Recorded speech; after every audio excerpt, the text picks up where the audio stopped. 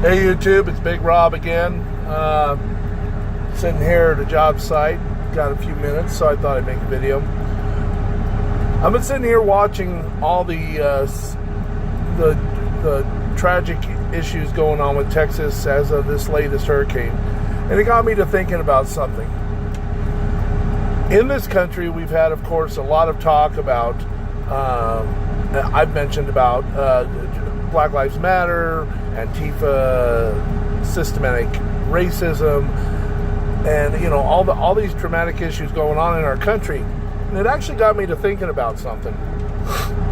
How strange is it that in a country that is one of the most productive countries in the planet, supposed to be one of the richest countries on the planet, and is supposed to be one of the most giving and prosperous, countries on the planet, we are still dealing with issues that many countries don't deal with.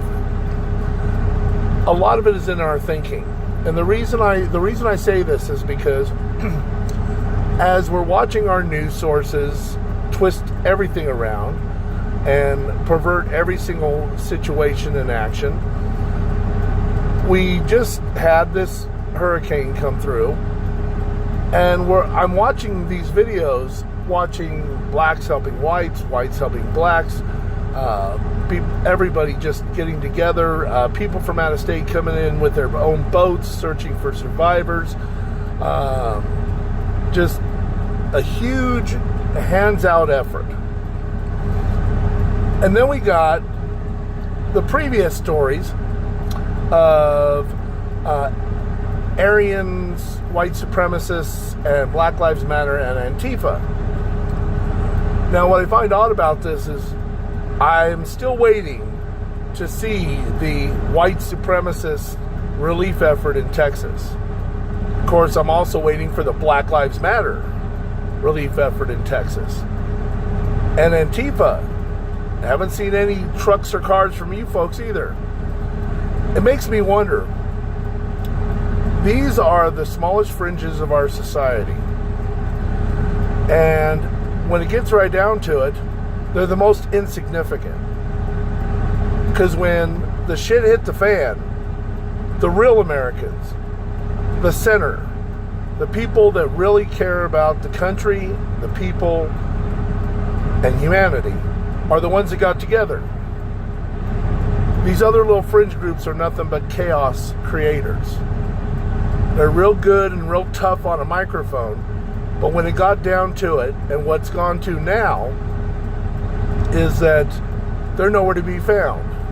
They're up in their high and mighty offices or down in the streets causing racial segregation and hate. This is an interesting, thought process for me, because no, they don't relate to each other, but in reality, they're tied to each other. We as a country need to start really, really refocusing ourselves. We've spent an awful lot of time on rehashing things in the past. We've invented words that do not need to be created to make ourselves feel better about ourselves, our lives, our lack of prosperity or prosperity. We've come out with words like inherent racism. What an ignorant phrase. To say that you are inherently racist is like broad brushing every other situation. If you're saying with any intellectual honesty that you're inherently racist, wouldn't that mean that blacks in this country are inherently criminals?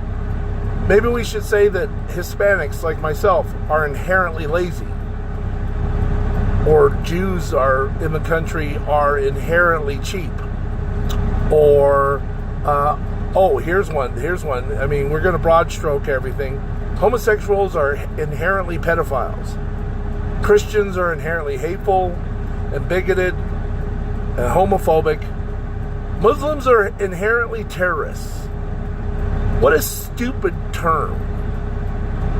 And it's brought together by people who have no better argument and have no other reason to do anything else but cause chaos. That's all they're doing. And then you look and watch the videos and the news of the rest of the country, not those on the far right, not those on the far left, those right in the center, of every shade of skin pigmentation getting together to take care of business. Is the hurricane inherently racist? I think not. It's a sad, sad situation we as a human species have put ourselves into, and we continue to do so generationally. You know, I have been watching quite a few videos myself on YouTube, as I'm sure a lot of you have, and I have to say I give props to a lot of the people of all colors that have come out with some very straightforward discussions about issues going on in our country and have actually bothered to educate themselves and look past the past, seeing that we can only move forward. We can't change what's happened. We can only change what goes on from this moment forward. And Texas and this hurricane is a prime example of folks that are willing to say, I don't care what your religion is. I don't care what your race is. You're a human being. I'm a human being. And we need each other. And we're going to get through this. When we look past all the media hype and all the garbage, those of us in the center actually know and truly believe in the human species. And we know what we're capable of. We don't come up with excuses. We don't live in denial. And we don't allow the ignorances of other people to hold us back from what we need to do.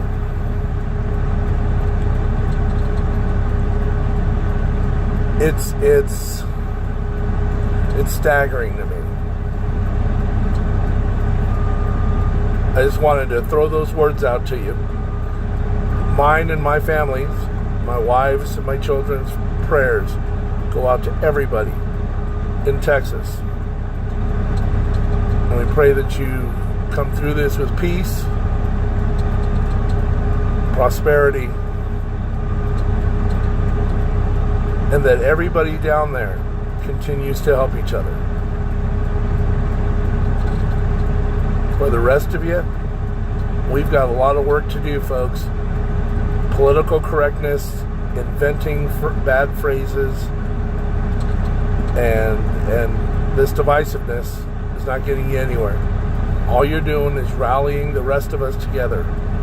And you're going to find out over time that there are many people in this country, as in Texas, that think just like I do.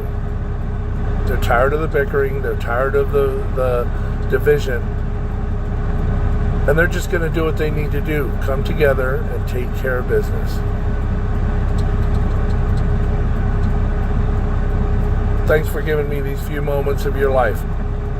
Again, my prayers are to those of you in Texas.